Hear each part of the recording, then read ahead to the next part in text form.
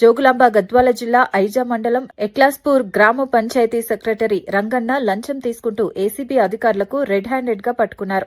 ఇందిరమ్మ ఇండ్ల బిల్లులు శాంక్షన్ చేయడానికి 4 విడతల్లో మొత్తం 20,000 లంచం ఇవ్వాలని ఆయన డిమాండ్ చేసినట్లు తెలిసింది. చివరికి 15,000పై ఒప్పందం కుదిరింది.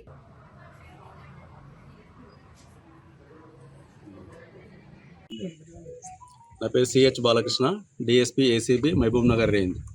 మాకు వచ్చినటువంటి ఫిర్యాదు ఆధారంగా ఒక కేసు నమోదు చేసుకొని ఈరోజు ఎక్లాస్పూర్ గ్రామానికి సంబంధించిన పంచాయత్ సెక్రటరీ బి రంగన్న గారిని పట్టుకోవడం జరిగింది.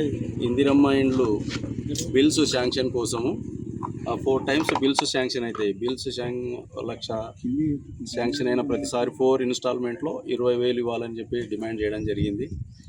లాస్ట్కు ఫిర్యాదుదారుని రిక్వెస్ట్ పైన 15,000కు ఒప్పందం కుదిరింది. ఆ 15,000 రూపాయలు ఈరోజు ఎంపీడీఓ ఆఫీస్లో తీసుకుంటూ రెడ్ హ్యాండెడ్గా పట్టుకోవడం జరిగింది. బి రంగన్న పంచాయత్ సెక్రటరీ ఎక్లాస్పూర్ గారిని అదుపులోకి తీసుకొని విచారణ చేయడం జరుగుతుంది.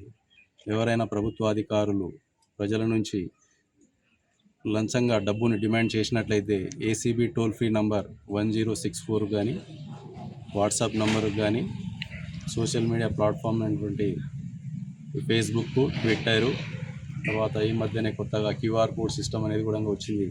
కాబట్టి దాని ద్వారా కూడా ఫిర్యాదు చేయవచ్చు.